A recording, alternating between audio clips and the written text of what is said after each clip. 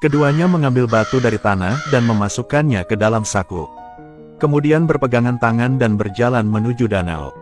Karena sudah tua tidak bisa menjaga anak lagi, mereka memilih untuk mengakhiri hidup mereka seperti itu. Mereka khawatir setelah pergi tidak ada yang peduli ke anak lagi. Mereka menggunakan harga tinggi untuk mempekerjakan seseorang untuk merawat mereka, tetapi ketika dia melihat anak mereka, boneka keramik, dia tidak bisa menahan tawa. Tindakan ini membuat sang kakek dan nenek tidak senang. Jelas sekali mereka tidak bercanda. Hormati $100.000 per bulan. Greta tersenyum dan menyapa pria kayu itu. Kami mempekerjakan banyak pengasuh, tapi semuanya ditolak oleh anakku. Karena tidak ada orang yang semudah dan secantik kamu. Keesokan harinya wanita tua itu selesai mengatur pekerjaannya. Pagi-pagi sekali, harus tepat waktu untuk membangunkannya. Lalu berpakaian rapi. Saatnya memberi sarapan kepada boneka kayu. Ia harus memainkan musik kesukaannya, dan setelah makan, ia harus membacakan puisi untuk boneka kayu tersebut. Bahkan sebelum tidur malam, bacakan Alkitab secara religius kepadanya. Tindakan ini membuat Greta sedikit bingung. Dari sudut pandang Greta, ini hanyalah boneka kayu biasa. Setelah kembali ke kamarnya, dia menelepon sahabatnya untuk mengeluh. Lagi pula, menjadi pelayan boneka kayu sungguh luar biasa. Sahabatnya menyuruhnya untuk tidak khawatir. Orang kaya mempunyai minat khusus yang tidak aneh. Setelah mendengarkan, Greta merasa perkataan sahabatnya itu masuk akal. Keesokan harinya, Greta bangun dan mulai bekerja. Melihat orang itu melampiaskannya lagi. Sedang kesal karena boneka itu membuat ruangan berantakan. Tapi boneka itu tidak memiliki lengan atau kaki. Jelas tidak. Orang tua itu menyuruhnya untuk tidak terlalu banyak berpikir. Karena tidak nyaman bagi mereka berdua untuk pergi jauh bersama putranya. Itu sebabnya dia seperti itu. Greta mau tidak mau curiga bahwa kedua orang ini memiliki masalah mental. Dengan sangat cepat mereka mengganti pakaian dan pergi dari sini. Sebelum berangkat, lelaki tua itu mengatakan satu hal. Selama kamu memperlakukannya dengan baik, itu akan memperlakukanmu dengan baik. Namun sebelum dia selesai berbicara, wanita tua itu memotongnya. Dia memberikan boneka itu kepada Greta, menyuruhnya untuk merawatnya sesuai permintaannya. Setelah mereka pergi, hanya Greta dan boneka keramik yang tersisa di kastil besar. Greta meletakkan boneka itu di kursi, tetapi ketika dia berbalik dia merasa kedinginan. Sepertinya ada boneka yang menatap dia. Dia menutupi boneka itu dengan selimut. Tidak ada pengawasan dari kedua kakek dan nenek Greta yang lebih berani. Siapkan makanan seperti seorang master. Lalu menuangkan wine dengan santai membaca majalah.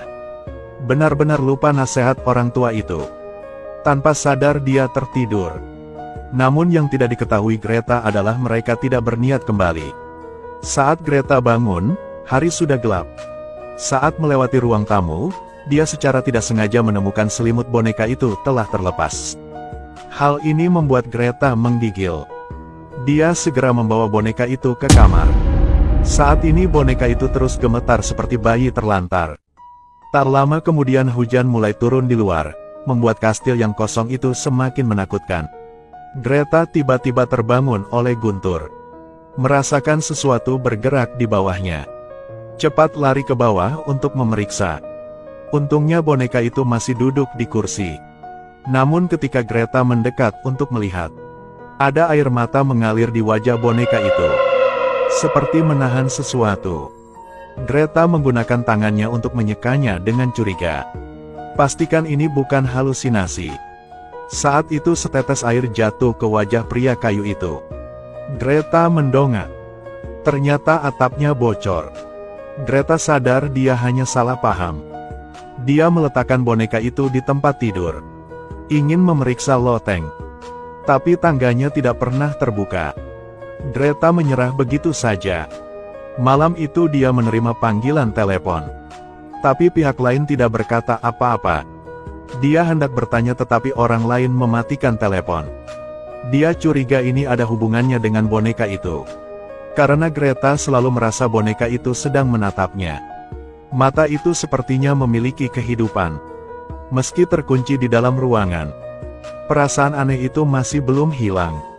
Hari itu penanggung jawab kebutuhan sehari-hari membawakan barang-barang tersebut. Greta segera bertanya tentang boneka itu. Ternyata 20 tahun yang lalu, anak-anak dari dua orang tua itu tewas dalam kebakaran tersebut.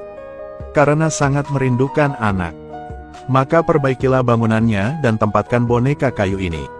Tampaknya boneka kayu tersebut hanya sekedar dukungan spiritual bagi pasangan tersebut.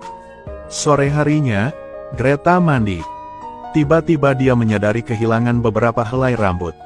Ini seperti seseorang memotongnya. Yang lebih aneh lagi adalah tidak dapat menemukan pakaian dan kalung yang dia lepas. Dia membungkus dirinya dengan handuk dan keluar untuk memeriksanya.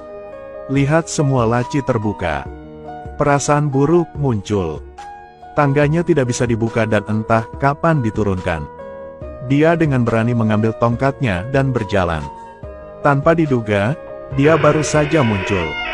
Lift menutup secara otomatis. Suara benturan keras mengagetkan Greta. Dia berjongkok dan menyadari dia terjebak di sini. Kegelapan di dalam rumah membuat Greta takut. Saat ini, suara mobil terdengar di bawah. Greta segera mendekati jendela. Melihat pengantar barang mengetuk pintu. Greta dengan cepat mengetuk pintu untuk menarik perhatiannya. Namun semuanya tertutupi oleh suara angin. Hanya bisa melihatnya pergi. Greta baru saja akan mencari jalan keluar lain. Bayangan hitam tiba-tiba muncul. Greta sangat ketakutan sehingga dia segera mundur. Sayangnya, terpeleset dan jatuh pingsan. Keesokan harinya, Greta bangun. Melihat mantel yang tergantung di dinding, dia mengerti. Ternyata dia salah tadi malam. Saat ini, lift tiba-tiba terbuka. Greta dengan hati-hati turun. Temukan segala sesuatu di ruangan dikembalikan ke keadaan semula. Dia bertanya-tanya apakah dia sedang berhalusinasi. Namun ketika Greta sudah berpakaian, dia pergi melihat boneka itu. Terkejut menemukannya duduk di tempat tidur sambil memandang keluar pintu. Di sebelahnya ada yang diingatkan lelaki tua itu. Sepertinya boneka itu memperingatkannya. Greta ketakutan. Dia berlari kembali ke kamarnya untuk bersembunyi. Dia mulai panik karena tidak mendengarkan lelaki tua itu. Dia segera mengangkat telepon untuk memanggil polisi. Namun di seberang telepon, suara boneka itu terdengar. "Kemarilah, bermainlah denganku." "Siapa kau? Kenapa kamu tidak mendengarkan?" Greta sangat ketakutan hingga dia menjatuhkan ponselnya. Langsung jatuh. Di luar lorong, suara boneka itu terus terdengar. "Jangan takut, aku tidak mempunyai niat buruk. Aku membuatkan roti untukmu." Greta dengan hati-hati membuka pintu. Tanah telah menyiapkan roti. Dia mendongak untuk melihat boneka itu masih menatap lurus ke arahnya. Greta segera memahami segalanya. Dia tidak merawat boneka itu seperti yang diperintahkan, yang membuat boneka itu marah padanya. Sejak hari itu, dia memperlakukannya seperti anak kecil, dengan tegas menuruti permintaan lelaki tua itu. Setiap pagi, bangunkan dia, putar musik kesukaannya sambil makan, lalu bacakan puisi untuknya. Di waktu luang, ajaklah berjalan-jalan di sekitar rumah. Bacakan Alkitab untuknya di malam hari sebelum tidur. Sejak itu, tidak ada lagi hal aneh yang terjadi di gedung itu.